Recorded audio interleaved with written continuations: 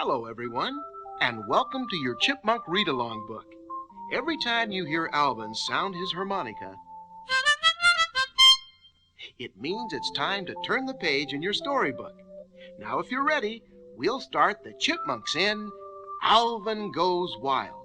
And remember to turn the page every time you hear Alvin's harmonica.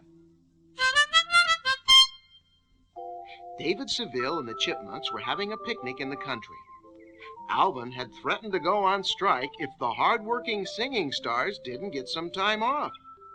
Alvin looked angry as he grumbled, "If one more fan chases me down the street or pops out of a trash can, I'll..." Dave sighed and said, "That's the price of fame, Alvin." Theodore, however, was more interested in food. "I'm hungry. What's for lunch?" Dave opened the picnic basket and handed sandwiches around. Suddenly, Simon looked up and cried, "Oh, no. Look what's headed this way." A huge tour bus full of eager fans stopped right next to their table. The fans got off the bus and surrounded Alvin. Alvin scribbled a note and handed it to Dave. The note said, "That does it. I'm not talking until I get a real vacation. Signed, Alvin." Just then, a hand reached up from under the table and grabbed the sandwich right off Alvin's plate. Alvin was on his feet in a flash, chasing after the thief. Moments later, Alvin was high in a tree, face to face with a wild chipmunk who looked just like him. Alvin looked around and said, "Gee, this is neat up here. Is this where you live?" The wild chipmunk nodded. Then he started gobbling Alvin's sandwich, just in case Alvin planned to take it back. But Alvin had other plans. "How would you like all the food you can eat?" He asked the wild chipmunk. Alvin's double nodded again. "Great!" Said Alvin with a gleam in his eye. "All you have to do is trade clothes with me and go home with Dave and my brothers."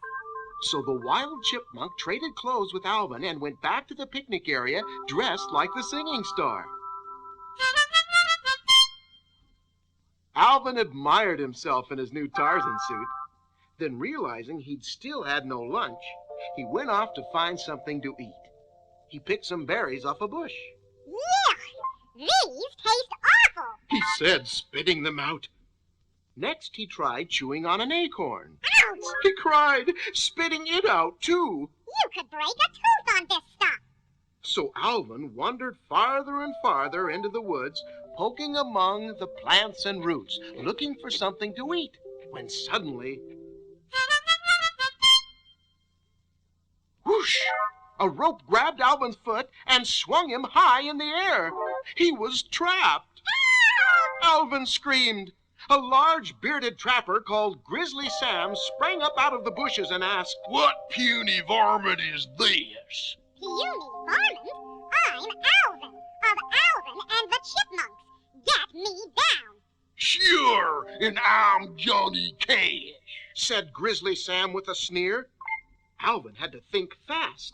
"If you don't believe me, call David Seville. He'll tell you who I am." Grizzly Sam rubbed his chin thoughtfully.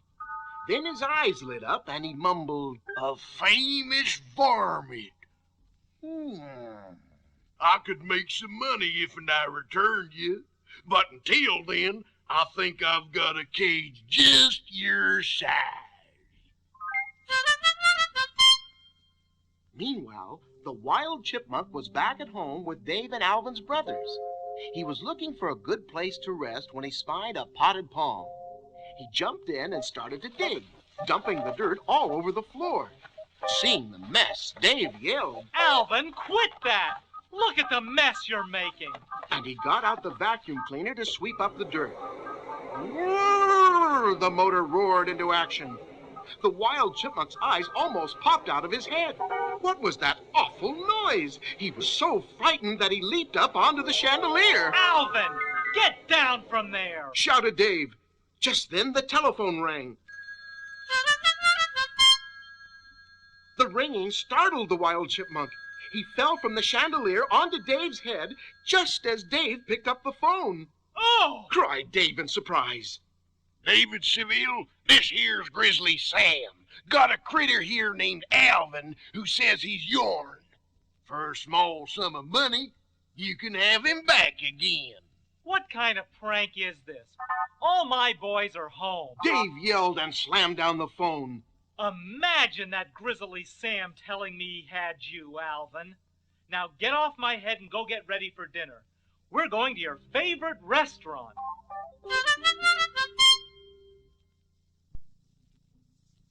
Soon Dave and the Chipmunks were sitting in the restaurant, the fanciest one in town.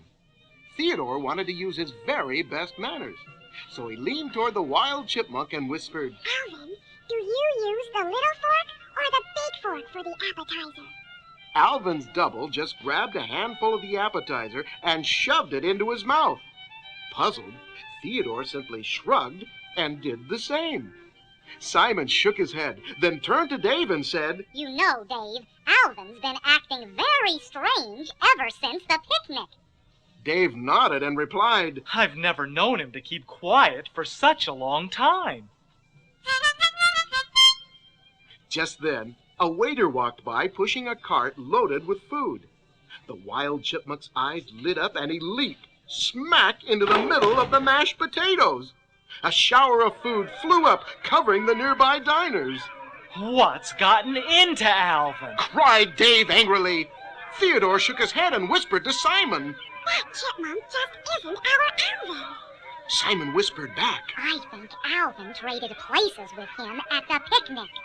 We'd better get to the bottom of this tonight. That evening, when Simon and Theodore questioned the wild chipmunk, they realized Alvin was still in the woods, and that Grizzly Sam hadn't been fooling when he called Dave. Alvin had been captured and needed to be rescued fast. After all, the Chipmunks had a concert the next afternoon. So Simon, Theodore, and the wild chipmunk got up at dawn and hiked through the woods to Grizzly Sam's cabin. Theodore set up a huge cage outside the front door and waited there. The wild chipmunk stood outside the window as Simon climbed onto the roof, took a deep breath, and dropped down the chimney. Whoosh!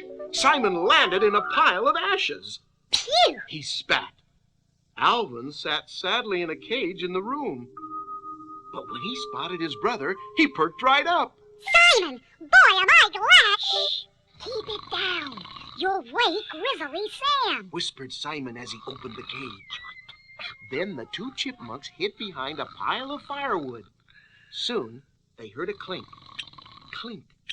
It was Alvin's double still outside, tapping against the window. Grizzly Sam awoke with a snort. Alvin, you get back in here! Sam went running out the front door and right into the waiting cage.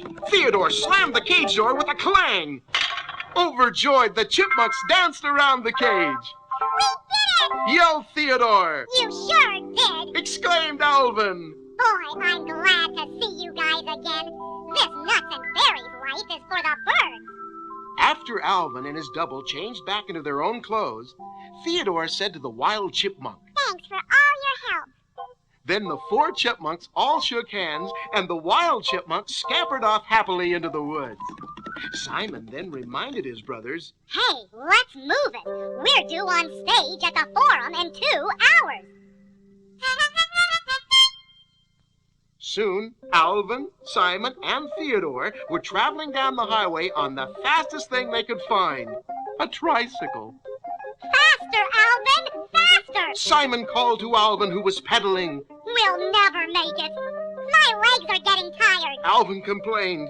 Honking cars backed up behind them for miles, creating a huge traffic jam.